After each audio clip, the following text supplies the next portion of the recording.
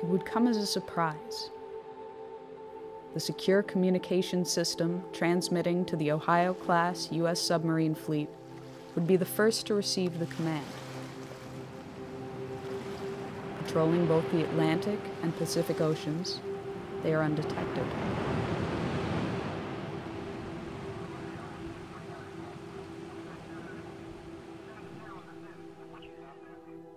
Fourteen of the 18 warships are equipped with 24 Trident missiles each, Trident 1s and Trident 2s. The remaining 4 are armed with 154 Tomahawk cruise missiles, which can be outfitted with nuclear warheads. The fleet as a whole represents half of the United States' strategic thermonuclear capability. A single Trident II missile is equipped with up to 8 nuclear warheads aboard a multiple independently targetable re-entry vehicle, or MIRV. A single W-88 warhead delivers the equivalent of 475 kilotons of TNT. In the case of a full deployment, the United States could unleash over 400 such missiles with between 6 and 8 warheads each.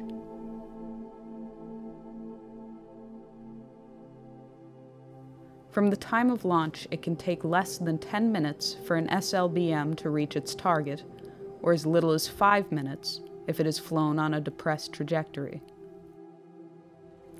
This allows a very short margin for reaction.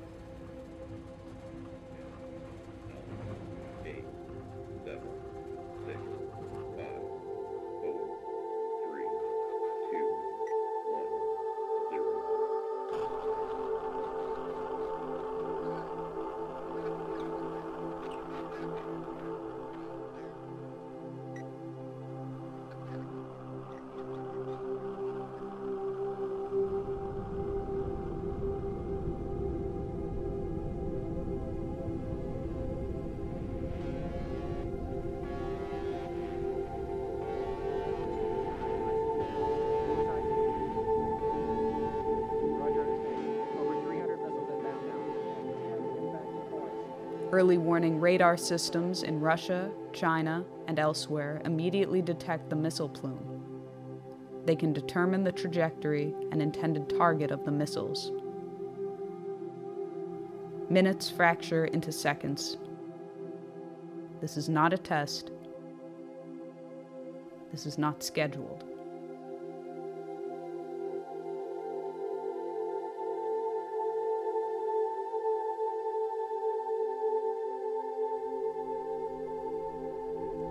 Russian nuclear command and control systems, carried over from the Soviet era, leave little time to opt out or delay a full-fledged response.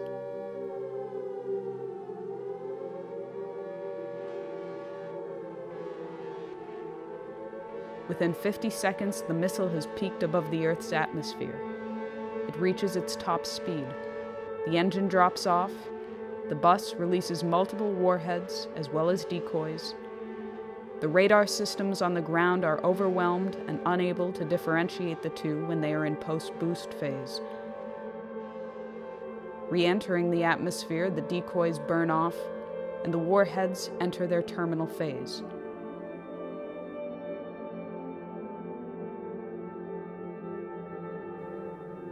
It will be less than 180 seconds before they touch down.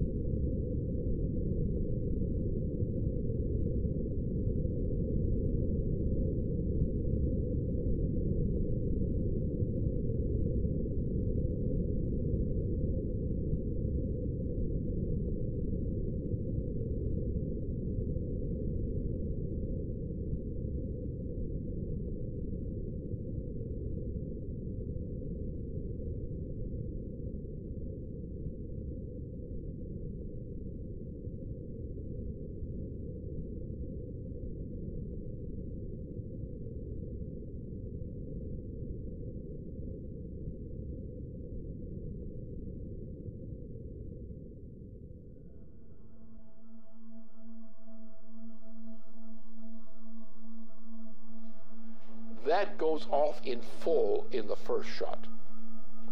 Now you have in the submarines, you have the warheads you have not yet discharged. Those go along the way as a second wave. After that, you're pretty much out of weapons. After which, most everybody is dead. Most logistical systems are dead, non-functional. You have a situation where the effect of this kind of firing creates a continuing effect which may go for several years. Now, instead of having one bomb, which is it's a nuclear super bomb with thermonuclear implications. Now, imagine you have the same kind of thing, or less, and you have not one big bomb. You have a whole barrage of such things. The exchange involves Russia. It involves China, which has a very significant thermonuclear arsenal. It implicitly involves India. It involves the United States. It involves the extermination, virtually, of Western Europe.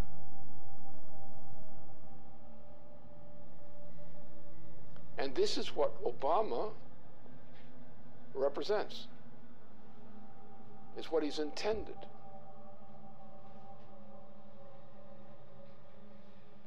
This is the end of civilization.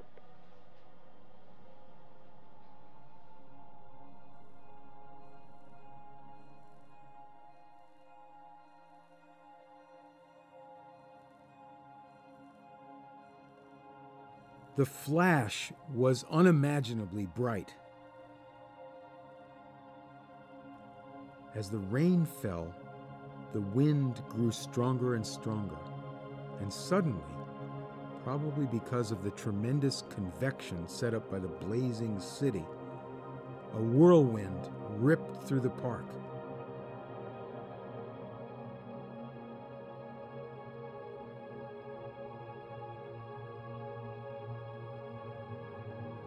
They all felt terribly thirsty, and they drank from the river. At once they were nauseated and began vomiting, and they retched the whole day. Others were also nauseated, probably because of the strong odor of ionization and electric smell given off by the bomb's fission. It was very crowded, and to distinguish the living from the dead was not easy, for most of the people lay still with their eyes open. You reached down and took a woman by the hands, but her skin slipped off in huge glove-like pieces. Those who had their faces upturned when the bomb went off, they were all in exactly the same nightmarish state. Their faces were wholly burned. Their eye sockets were hollow. The fluid from their melted eyes had run down their cheeks. Their mouths were mere swollen, pus-covered wounds, which they could not bear to stretch enough to admit the spout of a teapot.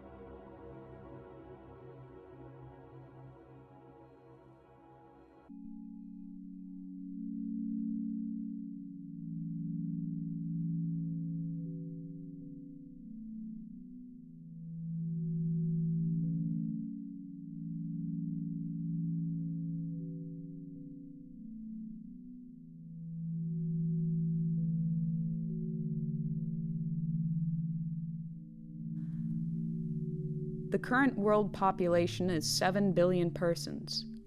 The current global nuclear arsenal is approximately 5,000 megatons. After a full nuclear exchange and the immediate loss of life at the points of direct impact and surrounding fallout zones, the ongoing environmental, climatic, and social consequences continue for years. The dust and soot picked up from fires, burning cities, and other target sites has been compared to a volcanic eruption, but far more long-lasting. A regional nuclear conflict, employing only 0.3% of the global nuclear arsenal, would potentially result in 1 to 5 million metric tons of black carbon that would be spewed into the Earth's atmosphere.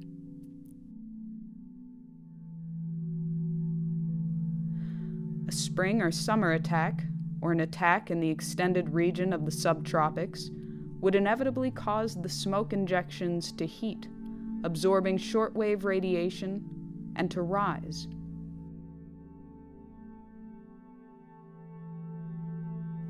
Within a week, what is not washed out immediately in black rain has risen through the troposphere and into the upper stratosphere, where it will remain for many years.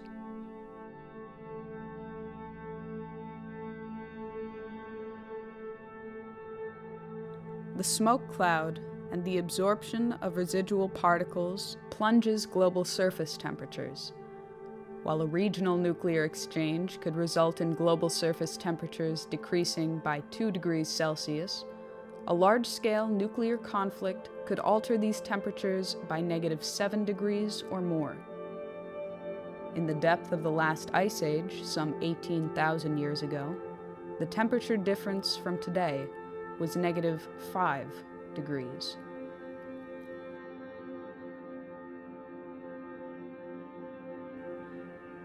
Famine for billions of people far from the target zones would be the result of a -2 degree change. Growing seasons would be shortened by nearly 3 weeks, wiping out crops.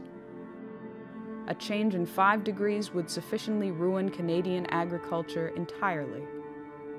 If world grain reserves were not destroyed in the initial exchange, reserves would last for 71 days, with little, if any, means of transportation.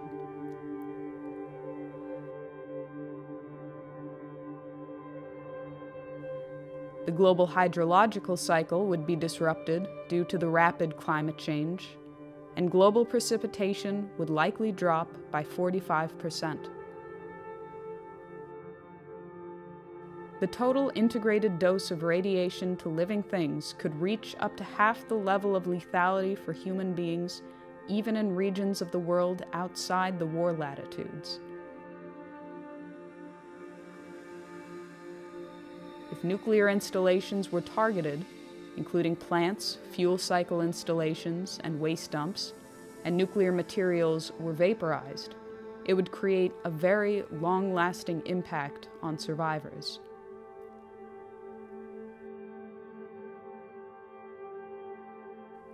These are only the projected consequences, but it has been said that the effects of a nuclear war that cannot be calculated are just as important as those for which estimates exist. Both, however, are subject to very large uncertainties. These estimated consequences have, so far, survived the scrutiny of scientists in the East and West for the past 30 years.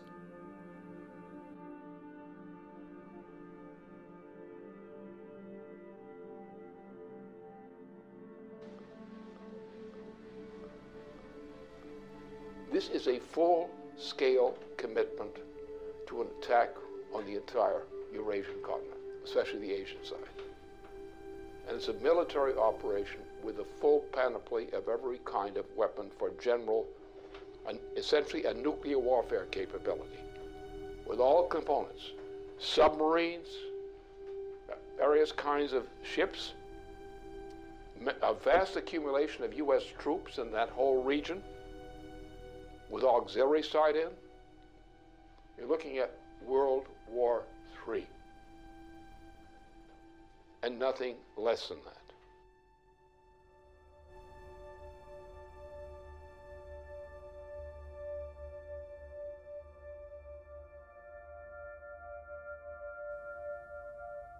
the period of late 2011, U.S. President Barack Obama inaugurated a Pacific Century, or a Pacific Pivot, which expands U.S. military presence in the naval theaters of the Pacific and Indian Oceans. This expansion has been seen as an attempt to contain China and erode its regional sovereignty by building up a presence in bordering territories.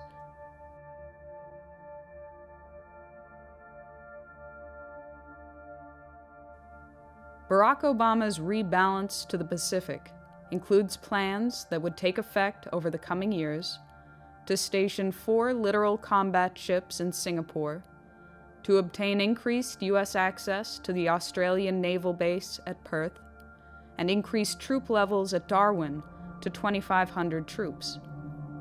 There are also plans to expand troops in South Korea to 28,500, to expand troop presence in Guam, the Philippines, Japan, and to maintain the forward deployment of U.S. aircraft carriers in that theater.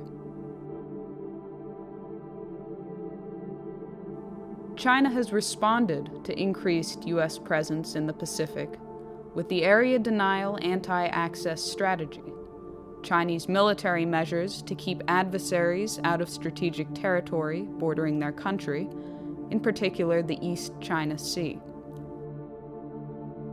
In addition, the Pacific strategy also includes a missile defense shield, which would be on the soil of South Korea, Japan, and Australia, targeting Asia and the Middle East. As a response to what was seen as an Asia-Pacific arms race, Chinese press indicated that to improve its security, China would upgrade its nuclear weapon capability. They would also develop offensive nuclear-powered submarines with ballistic missile capabilities sufficient to break the interception capability of the U.S. missile defense system. In the spring of 2012, there was further warning that an overarching missile defense system would force China to change its long-held nuclear policy, that China would revisit its policy of no first use and, if threatened, would consider an offensive nuclear strike. We've begun a review that will identify our most important strategic interests and guide our defense priorities and spending over the coming decade. So here's what this region must know. As we end today's wars, I have directed my national security team to make our presence and mission in the Asia-Pacific a top priority. As a result, reductions in U.S. defense spending will not, I repeat, will not come at the expense of the Asia-Pacific. My guidance is clear. As we plan and budget for the future, we will allocate the resources necessary to maintain our strong military presence in this region.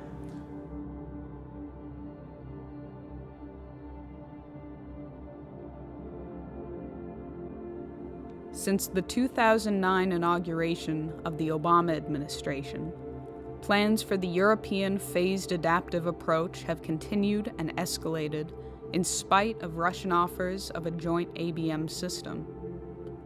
In May 2012, NATO announced that Phase 1 of that system was operational.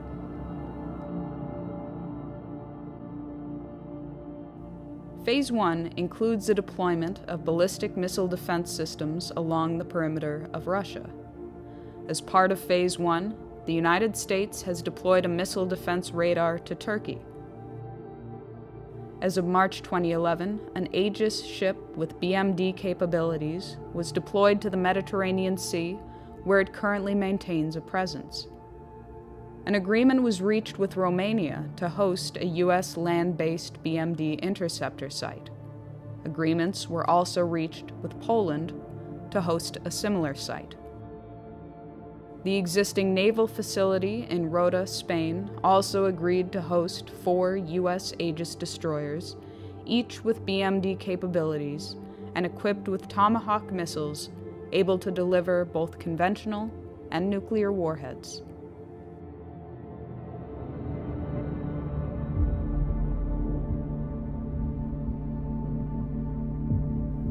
Responding to the inauguration of Phase 1, Chief of the General Staff of the Russian Armed Forces, General Nikolai Makarov, warned that while a joint U.S.-Russia development of a BMD system was an option that should be pursued, the continued buildup of a BMD system on Russia's border was seen as a threat to Russian security and a provocation. The military would, therefore, consider a preemptive strike against the sites from Kaliningrad using Iskander missiles, truck-mobile, nuclear-capable tactical missiles with a range of up to 400 kilometers. Размещение новых ударных вооружений на юге и северо-западе России. Для огневого поражения комплексов противоракетной обороны, включая развертывание ракетного комплекса «Искандер» в Калининградской области, представляет собой один из возможных вариантов разрушения инфраструктуры ПРО в Европе. С учетом дестабилизирующего характера системы ПРО, а именно создание иллюзии нанесения безнаказанного разоружающего удара, принятие решения об упреждающем применении имеющихся средств поражения будет приниматься в период обострения обстановки.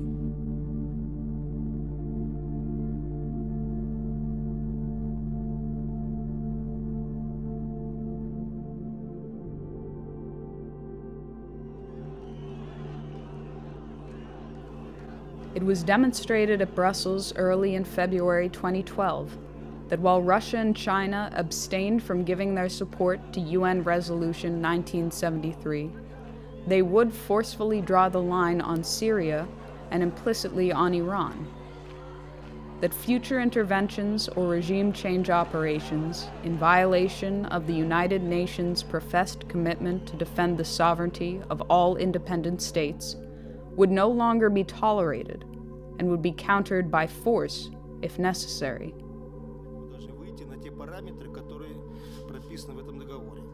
Одновременно будет развернута очень широкая работа к тем, чтобы все страны или весь ядерный клуб, который очень обширен сейчас, подключились к этому договору. Мы понимаем, что так нельзя.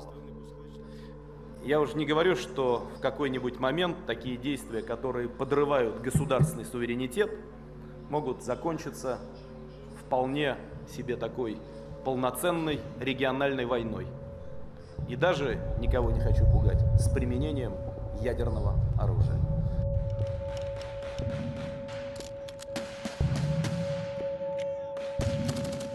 In a speech before the 18th General Assembly of the United Nations, President John Kennedy warned even little wars are dangerous in a nuclear world. Today it has been through the hardline preventive actions taken by the U.S. Joint Chiefs of Staff and the Russian military and political leadership that have held back the tides of a threatened international conflict. Simultaneous with these delays, the economic conditions in the transatlantic have deteriorated to the point of imminent breakdown, while the Eurasian region has enjoyed relative prosperity in comparison.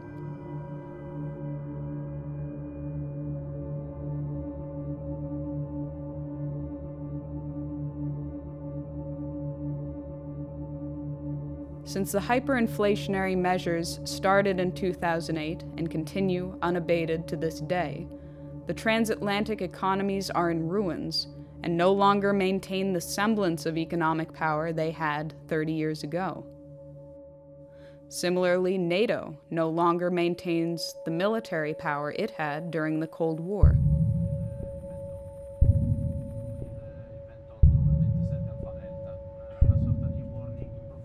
Only the United Kingdom, France, and the United States, among the NATO countries, maintain their own nuclear arsenal. France is believed to have a nuclear stockpile of 300 warheads, and Britain maintains a stockpile of 225 with 160 active nuclear warheads. Britain, France, and the United States, after their cooperative mission to eliminate the Libyan head of state, are currently the most emphatic to end the regime of Bashar al-Assad in Syria, despite the line drawn by Russia. This enthusiasm from the West has taken the form of openly arming barbaric opposition groups. They've claimed the right to enforce humanitarian intervention policies of the type championed by Iraq War architect Tony Blair. And from the United States, President Obama is escalating the propaganda campaign to establish the pretext for a full-fledged US-led military intervention into Syria and beyond. That a red line for us is we start seeing a whole bunch of chemical weapons moving around or being utilized. That would change my calculus. That would change my equation. If world war were the intention, a Middle East attack would immediately engage the world powers of Russia and China. Inevitably, the United States would employ the greatest assets of its nuclear arsenal. The trajectory of a ballistic missile launched from the Pacific Ocean or Atlantic Ocean, the normal patrol areas of the Ohio-class submarine, would most likely cross China or Russia, assuming the target to be somewhere in the Middle East or Asia in general. This has two significant implications. First, the U.S. would have to inform Russia or China of its intentions prior to initiating a strike from a submarine, if either of those two nations was not the intended target, which blunts the effectiveness of the strike. Second, the launch acts as a datum for the submarine itself. If the launch platform is also carrying nuclear weapons, the effect of launching a missile makes the entire submarine and its nuclear payload more vulnerable. Assuming that other nations have been informed of an intention to launch a strike from a ballistic missile submarine, this may afford a nation an opportunity to actually destroy the submarine. For these two reasons, it is unlikely that any U.S. president will execute a non-nuclear strike from an Ohio-class submarine on strategic deterrent patrol.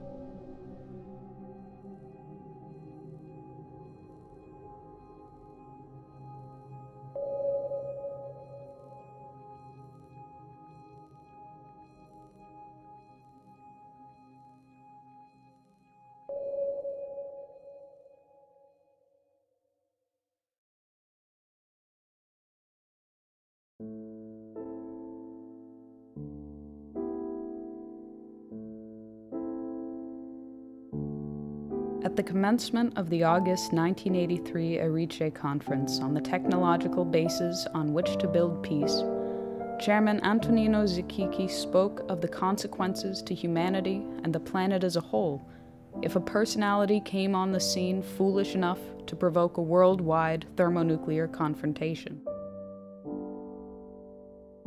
He warned that in history, fools have never been lacking.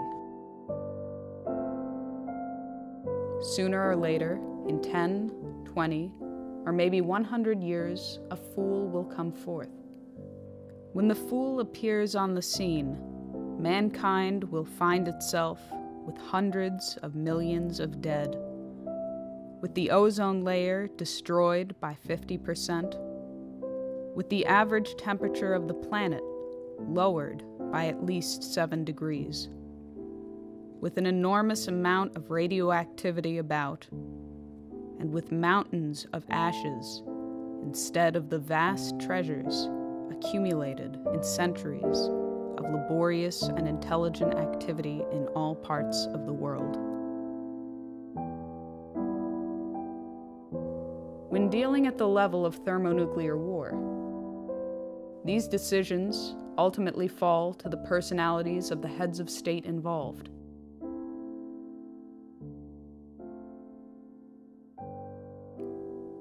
When the American people chose Dwight D. Eisenhower to lead the nation, it was his handling of the Suez Crisis which drew us back from what would have inevitably escalated into nuclear war.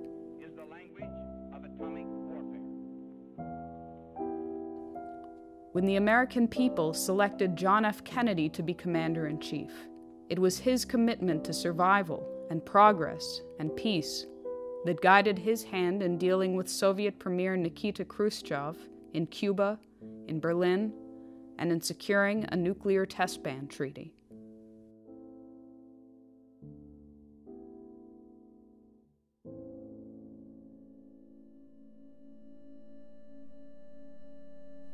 Today, the American people have chosen Barack Obama, who, at the earliest phase of his presidency, was already moving the apparatus into place that could and would trigger a worldwide nuclear holocaust.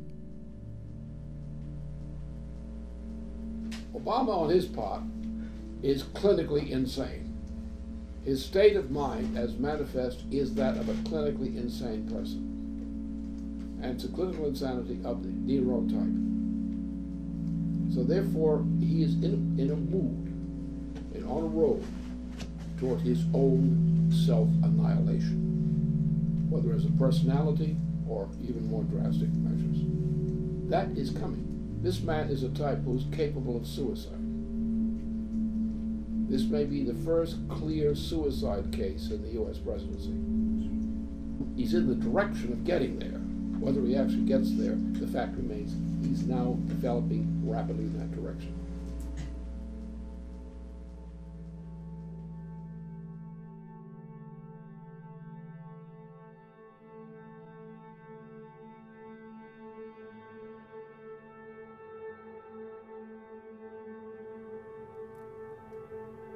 The American people will soon go to the polls to decide the next President of the United States.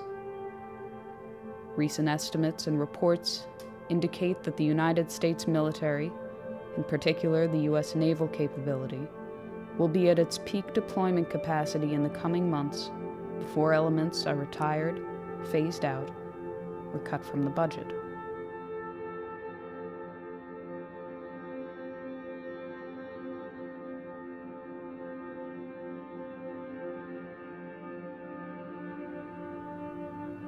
If ever there were a time to launch an attack, it would be now, in these coming months.